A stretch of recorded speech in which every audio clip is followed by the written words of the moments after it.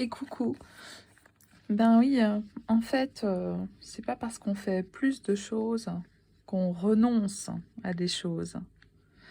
Aucun centre d'intérêt ne peut se substituer à un autre centre d'intérêt. Bon, ok. Les tarots, Ferrec Pinter, Ferrec Pinter. Franchement, j'aime beaucoup ce jeu en fait. Ok, qu'est-ce que j'ai à la coupe? La mort et le 2 de coupe. Ok. La mort, on va essayer de oublier un petit peu des choses, on va essayer de trancher, on va essayer de prendre une décision, on va essayer de se tenir à cette décision. Il y a des renoncements nécessaires en fait. Donc après, avec les 2 de coupe, sur ce jeu, on est sur... chacun est ensemble, mais chacun a sa personnalité. Donc on est aussi dans quelque chose de la nuit, quelque chose des projets secrets, secrets ou intimes.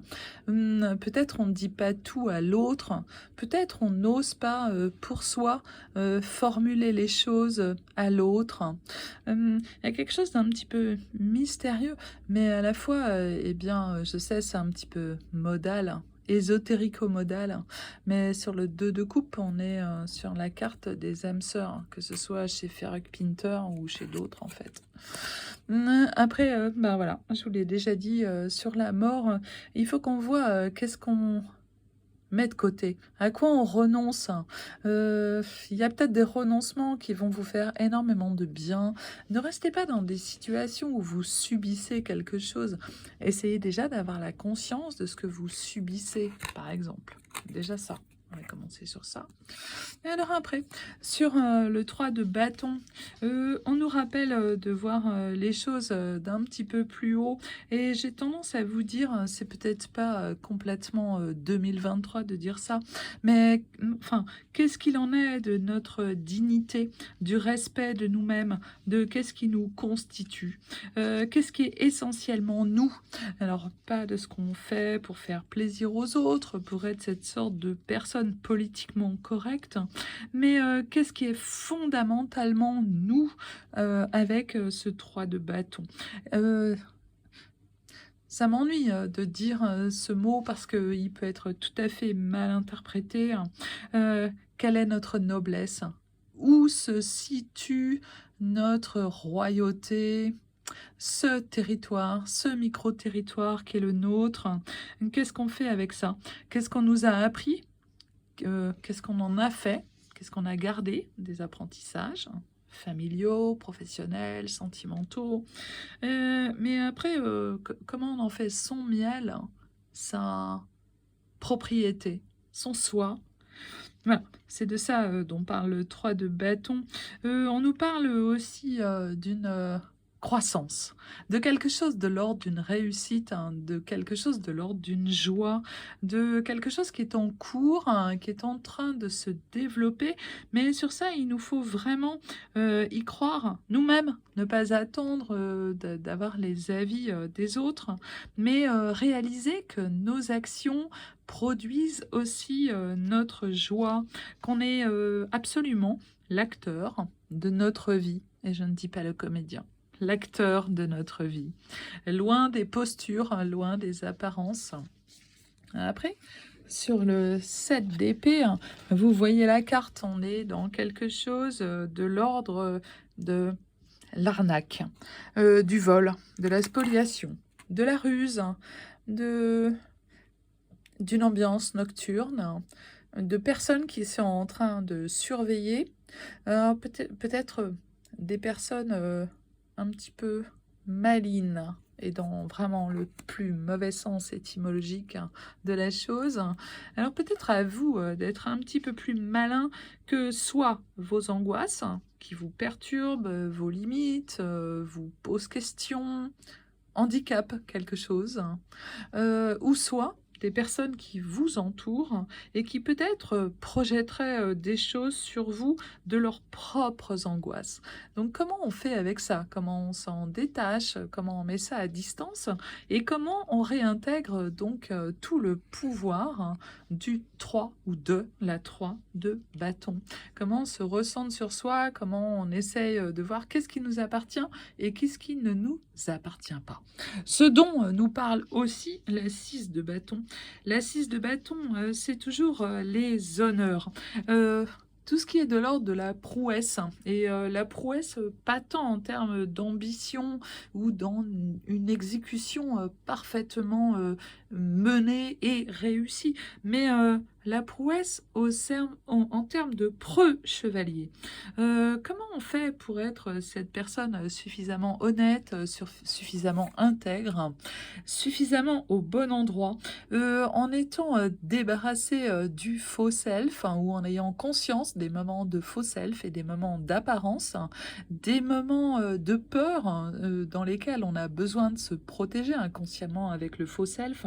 Comment on est vraiment soi-même avec les valeurs qu'on prône, les valeurs auxquelles on appartient, les valeurs qu'on a envie de disperser, dispatcher, ce qui fait écho. Alors, ce qui a fait écho chez nous, parce qu'on l'a entendu et appris d'autres personnes, et ce que nous, on va redistribuer en termes d'écho. Voilà. C'est la petite pierre au bord de la rivière, le son qu'elle fait pour soi, le son qu'elle fait pour les autres, le son qu'elle fait dans la vallée. Après, nous avons l'as de coupe. L'as de coupe, il nous parle aussi de notre intimité et de comment on ose avec soi-même. Donc là encore, sur ce jeu, on est dans comment on est positionné entre ses apparences, ce qu'on donne à voir aux autres, ce que les autres pensent percevoir de nous et ce qu'on est réellement. Donc comment on fait avec cette réalité, hein, qu'est-ce qu'on peut faire évoluer sur la réalité de notre intimité, de ce qui nous constitue, de notre personnalité, de notre passé, d'une antériorité. Cette femme, en fait, elle nage dans des eaux relativement profondes et on voit très très clairement ses fesses, l'arrière. On voit qu'elle est dans quelque chose d'extrêmement dynamique et aussi dans quelque chose de je me prends en main, en fait, j'avance. Et vous le savez, je suis très sensible à la citation, à la chanson Swim or Sink. Ben là, en fait, elle a décidé de nager. Elle a décidé d'être absolument dans quelque chose de assumer ses émotions. C'est le domaine du cœur et du sentimental, mais du coup, c'est aussi le domaine de la créativité, de ce qui nous dépasse, de ce qu'on doit faire hors les cadres, hors la norme, hors le regard des autres. Qu'est-ce qui nous constitue absolument nous quand on est enfermé dans sa chambre, dans son lit, le soir, seul, dans son intimité? À quoi on croit? Qu'est-ce qui nous fait plaisir? Quelle est la direction qu'on a envie de prendre? Qu'est-ce qui se présente instinctivement? Comment on se reconnecte à ça? Avec le 2 de denier, il va nous falloir trouver tout de même un équilibre. Alors, avec quoi on doit transiger? Qu'est-ce qui nous plaît, ne nous plaît pas? À quoi on assiste exactement?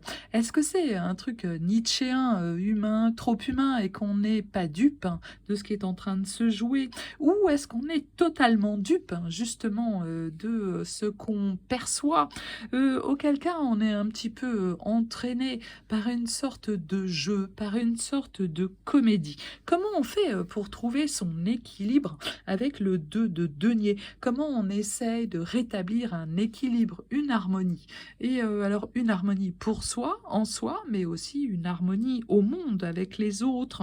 Peut-être garder à l'idée tout ce qui est de l'ordre d'une prudence, d'une dextérité, de quelque chose où on va être un petit coup de barre à gauche, un petit coup de barre à droite, mais surtout faire les choses délicatement, sensiblement. Pas de trop grosse et trop violente et trop rapide prise de direction et de choix. Pensez à quelque chose de l'ordre du mouvement perpétuel, la temporalité, le mouvement des montres à gousset, pas la montre à quartz, la montre d'autrefois, quelque chose qui est de l'ordre d'un rythme, d'un tempo, quelque chose qu'on accompagne, un accompagnement du temps. Vous faites partie du temps, vous êtes le temps, vous rythmez le temps. Comment on fait avec ça? Comment vous faites avec ça? L'as de denier nous parle exactement de la même chose. Quel est notre rapport au temps, à la temporalité, à une idée d'éternité? Qu'est-ce qui part vers les cieux, le ciel, quelque chose de plus immatériel, mais aussi quelque chose qui porte l'énergie primitive, hein, l'énergie interne, votre énergie. Qu'en ferez-vous? Soyez absolument assurés de cette base que vous avez en vous. Croyez en vous. Alors, je retrouve le roi de coupe. Alors, le roi de coupe, bah, il a fait le tour de beaucoup de choses.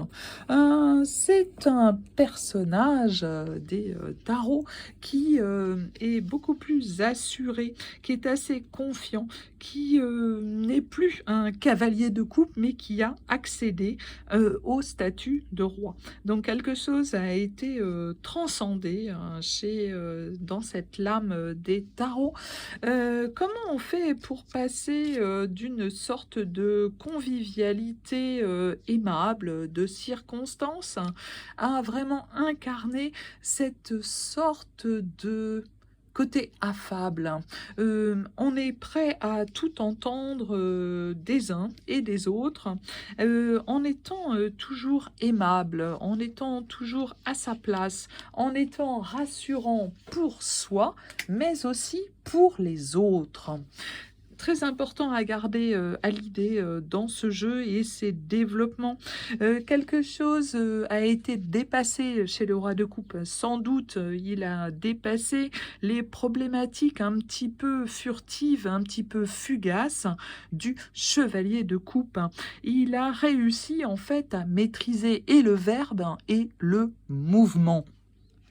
Ce qui nous est confirmé en dernière ligne et en proximité par le hiérophante, le pape. Vous avez compris quelque chose, vous avez accédé à certaines connaissances de vous-même, vous êtes en maîtrise de votre vie, de vos capacités, de vos désirs et projections. On est très bien. Sur le cavalier de coupe, hein, c'est drôle parce qu'il succède au hiérophante et au roi de coupe, hein, dont je vous parlais à l'instant. Le cavalier de coupe, il vous rappelle de ne pas trop vous laisser disperser. Vous êtes dans la belle énergie des coupes, hein, et dans quelque chose de convivial et dans quelque chose d'une émotion qui peut être justement gérée, absolument à sa bonne place. En revanche, ne régressez pas en affichant le sort de sourire de façade et la maîtrise de façade du cavalier de coupe. Il a la passion contagieuse, mais en réalité, il passe d'un sujet à un autre, le cavalier de coupe, d'un engouement à un autre. Ce dont ça nous parle, c'est de garder absolument ses rênes et son cheval dans la bonne direction, quelque chose de l'ordre d'une unicité. Ne vous laissez pas disperser. Je reviens parce que le chien fait des bêtises. Je reviens juste dans 10 secondes pour mettre les aliasqués sur ce jeu. 10 secondes.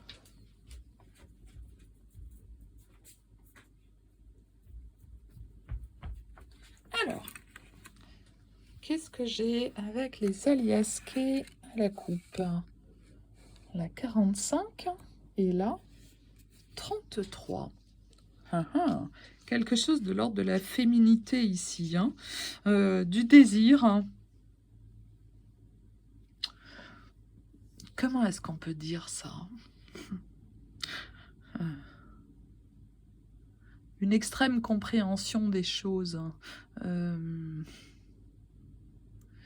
connexion à un instinct. Est-ce que ça vous parlera, ce que je vais vous dire, qui est un peu insaisissable, un peu.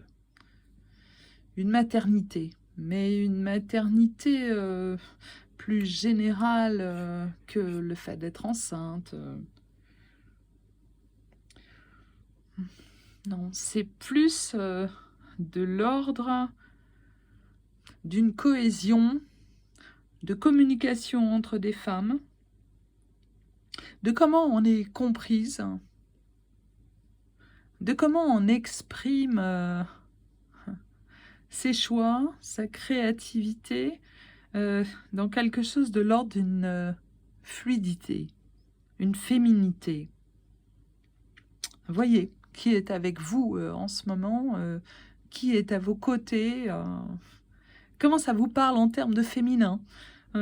Quelle est votre relation à vos amis, filles, à votre sœur, votre fille, à votre mère, à votre grand-mère? Comment ça résonne en vous le féminin, mais surtout la tradition du féminin? Qu'est-ce qui a été apporté dans votre personnalité par la féminité et les aspects yin de ce qui vous constitue et ou en ce moment de ce qui pourrait vous poser question? Sur la 33, on est dans la révélation, ce qui est mis en lumière. Alors, est-ce que quelque chose est mis en lumière du côté féminin? Alors, est-ce que c'est chez vous que ça se joue, vous, en tant que femme, ou en tant qu'élément féminin?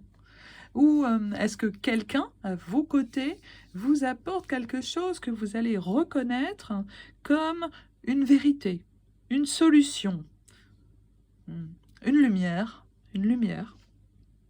Alors, je vais battre les autres 77. Je vais trouver 9 cartes. Je vais essayer de le faire rapidement. Alors, la première a jailli. Mais après, je vais les prendre les unes derrière les autres. Ce sera plus simple. Parce que sinon, il faut que je fasse des montages et compagnie. Et, enfin, franchement, j'ai fait trop de choses, je n'ai pas le temps. Je voudrais, mais je n'ai pas. Et je veux garder ces petits tirages de cartes hors la pub, hors plein de choses.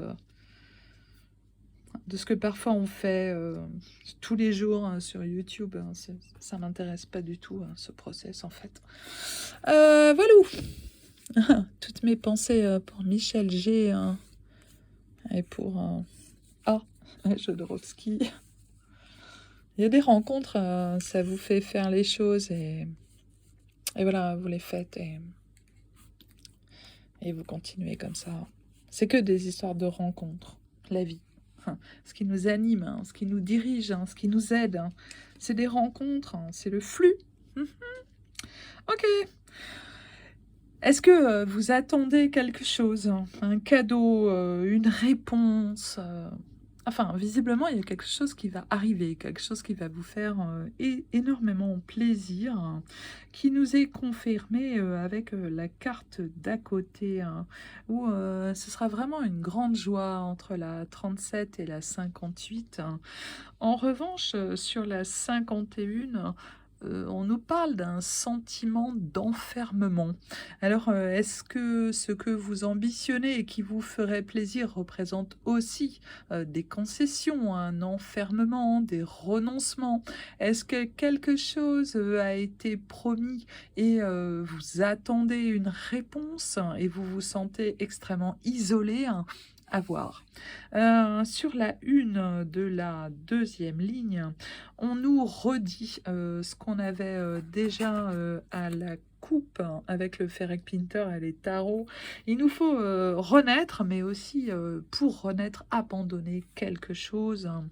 Avec la 50, on est sur toujours cet isolement.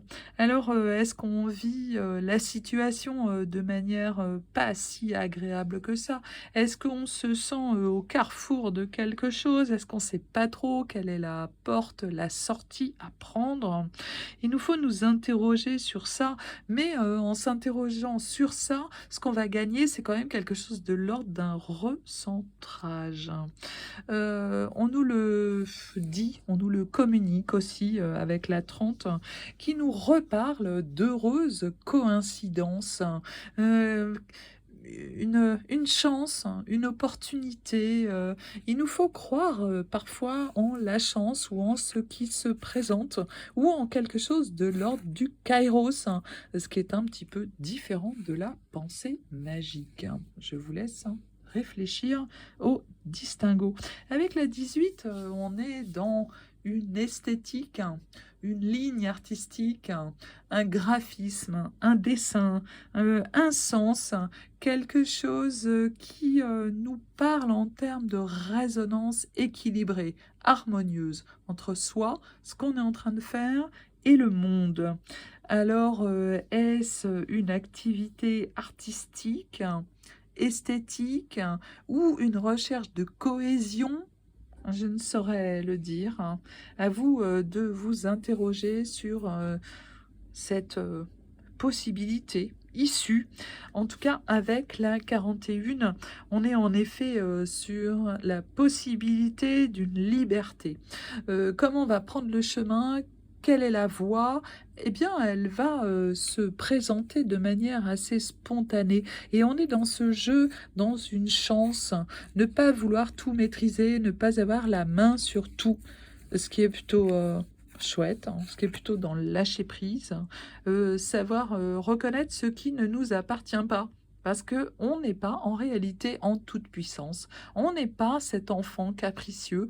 On a évolué largement par rapport à ça avec l'âge adulte, l'âge d'homme, pour citer le titre de cet essai assez extraordinaire. La 31, c'est être un peu suspicieux, peut-être ne pas se poser les bonnes questions, peut-être être dans l'évitement.